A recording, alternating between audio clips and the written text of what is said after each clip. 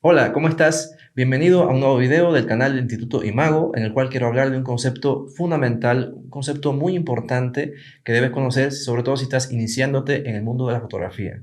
Se trata del triángulo de exposición. Prepárate un café, siéntate cómodo, vamos a verlo.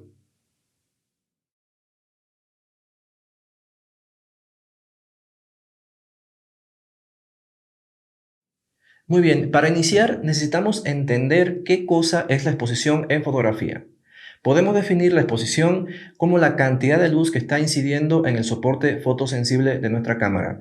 Puede ser película o puede ser sensor digital en el caso de que tu cámara sea digital. De esta manera, cuando tomamos una fotografía, buscamos que la exposición esté correcta. ¿Qué significa esto? Que hay un equilibrio entre la luz y la sombra que compone la imagen. Es decir, que no esté ni demasiado iluminada ni demasiado oscura. Cuando la exposición no es correcta, tenemos dos casos. Si tenemos una imagen demasiado iluminada, hablamos de una sobreexposición. Si por el contrario tenemos una imagen muy oscura, entonces llamamos a esto una subexposición. Por lo tanto, cuando tomamos una fotografía, tenemos que preocuparnos por la exposición correcta. ¿Cómo conseguimos esto? Vamos a ver entonces de qué se trata el triángulo de exposición. El triángulo de exposición no es más que una manera gráfica de representar los tres ajustes básicos que definen la exposición de nuestras fotografías. ¿Cuáles son ellos? La apertura del diafragma, la velocidad del obturador y la sensibilidad ISO. Entonces dibujemos un triángulo y vayamos colocando cada uno de estos ajustes. Vamos a comenzar con los dos primeros, es decir, con la apertura del diafragma y con la velocidad del obturador.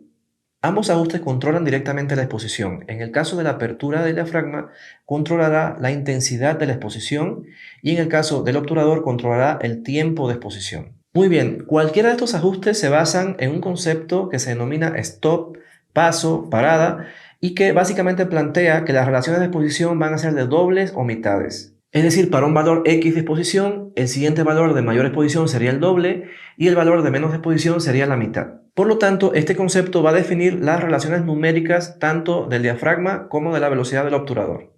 Veamos cómo es esto. Por ejemplo, en el caso de la velocidad, que se expresa en segundos, tendremos valores que serán el doble o la mitad en cada caso. Para tomar una referencia, como secuencia puedo tener 4 segundos, 2 segundos, 1 segundo, medio segundo, un cuarto de segundo, un octavo de segundo, etc.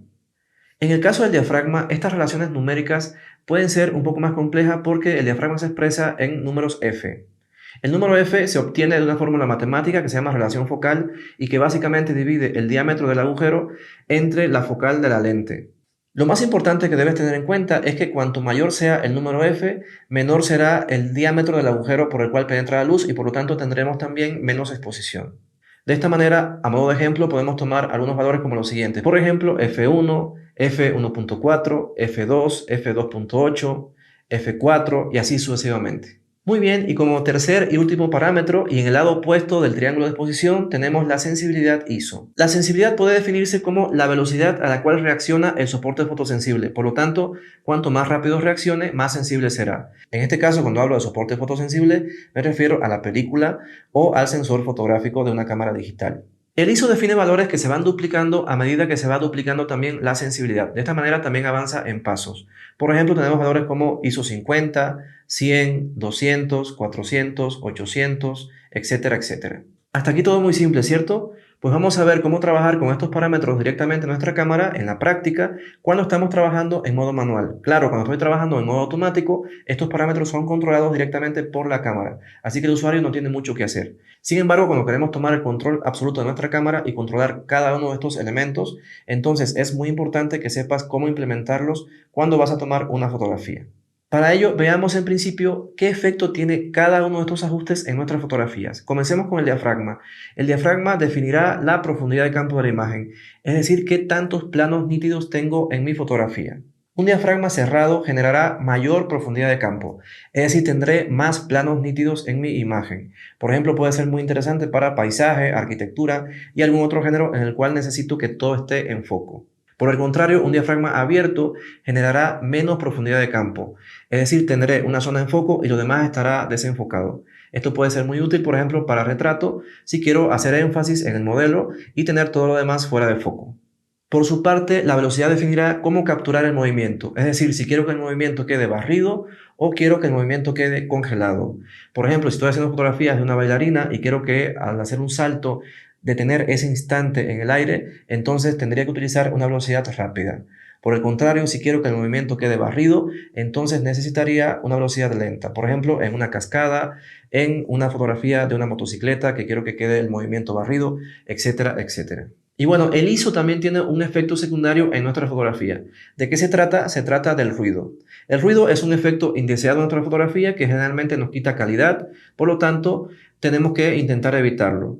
¿Cómo se evita? Manteniendo el ISO bajo. Cuanto más subimos el ISO, mayor nivel de ruido tendremos en nuestra imagen. Sin embargo, hay casos en los cuales es inevitable subir el ISO. Por ejemplo, cuando tengo muy poca exposición y los parámetros de la velocidad y la apertura no me alcanzan, entonces tengo que subir la sensibilidad. En muchos casos es mejor tener la fotografía con un poco de ruido a no tenerla. Bueno, y entonces, ¿cómo saber qué valores de apertura, de velocidad o de sensibilidad colocar en nuestra cámara? Bueno, para eso tenemos el exposímetro. El exposímetro de nuestra cámara es un gráfico muy sencillo, de hecho, que nos representa cómo se está comportando la exposición. De esta manera tenemos en el centro 0 y hacia los extremos tenemos valores positivos o valores negativos. ¿Qué necesitamos tener en cuenta respecto del exposímetro? Bien, apuntando la cámara a nuestra escena, si presionamos el botón de disparo hasta la mitad, conseguiremos medir la exposición. La cámara medirá si tengo una exposición correcta, si tengo una sobreexposición o si tengo una subexposición. La sobreexposición se representa con valores positivos y la subexposición con valores negativos. Y los números que aparecen en el exposímetro se refieren a los pasos, que pueden ser 2, 3, 4, 5, dependiendo de nuestro exposímetro, en este caso de la cámara en concreto que tengamos en nuestra mano. Entonces, para conseguir una exposición correcta, necesitamos que el exposímetro nos marque 0, y para ello podemos utilizar cualquiera de los 3 ajustes mencionados anteriormente. Sin embargo, ya sabemos que cada uno de estos ajustes trae consigo un efecto secundario, además del ajuste de la exposición. Entonces, lo primero que debo hacer cuando tomo una fotografía es pensar qué resultado quiero obtener al final. Ello definirá entonces cuál es mi ajuste prioritario. El ajuste prioritario será entonces el primer ajuste que coloque en mi cámara. Una vez que coloco ese ajuste en el valor que me parece que es el ideal, entonces mido la exposición, veo cómo se está comportando y la ajustaría, si fuera necesario, con mi ajuste secundario. Por ejemplo, si quiero hacer un retrato y quiero tener el foco únicamente en los ojos de mi modelo, mi ajuste prioritario sería el diafragma. En este caso tendría que abrirlo, por ejemplo, a un f1.4.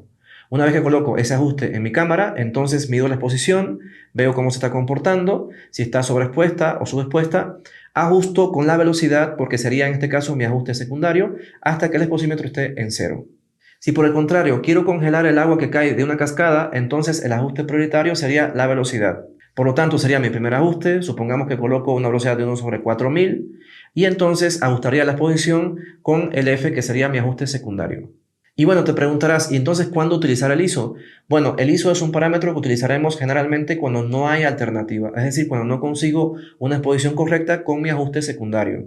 Esto es así porque ya sabemos que cuando subimos el ISO tenemos más ruido en nuestra fotografía y esto es algo indeseado. Y bueno, amigos y amigas, espero que este video te haya sido súper útil para entender un poco al respecto de la técnica fotográfica. Recuerda, es muy importante poner todas estas cosas en práctica, que es donde mejor se entienden todos estos detalles. Y bueno, si te gustó este video también puedes compartirlo, puedes darle un like, puedes suscribirte al canal también y nos vemos en la próxima. Hasta pronto.